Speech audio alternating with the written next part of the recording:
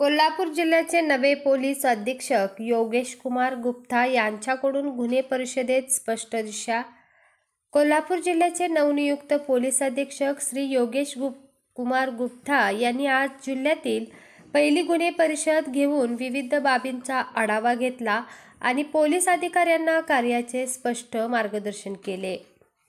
गुन्हे परिषदेत सर्व उपविभागीय पोलीस अधिकारी आणि पोलीस ठाण्याचे प्रभारी अधिकारी यांच्याशी ओळख करून घेण्यात आली। परिषदेत प्रभारी पोलीस महानिरीक्षक कार्यालयामार्फत मुख्यमंत्री व पोलीस महासंचालक यांच्या सूचनांचा उल्लेख करण्यात आला आणि पोलीस अधीक्षक गुप्ता यांना पुढील कार्यासाठी शुभेच्छा देण्यात आल्या।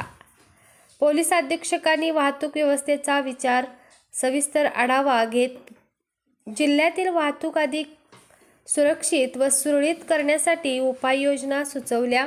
नागरिकांना त्रास होणार नाही यासाठी वाहतूक कारवाई संदर्भात जनतेकडून थेट अभिप्राय घेण्याच्या सूचनाही त्यांनी दिल्या।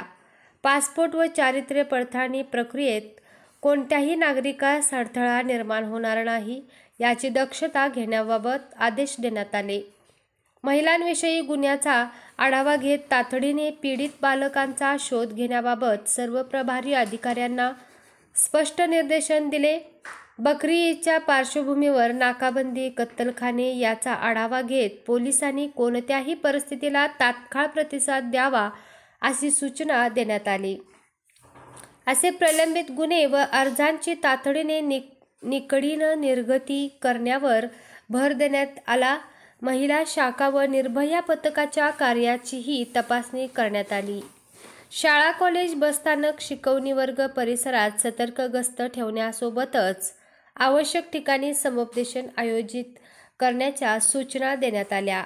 जुगार, अवैध दारू व्यवसाय आणि NDPS संबंधित गुन्ह्यावर प्रभावी आणि ठोस कारवाई करण्याचे आदेश देण्यात आले।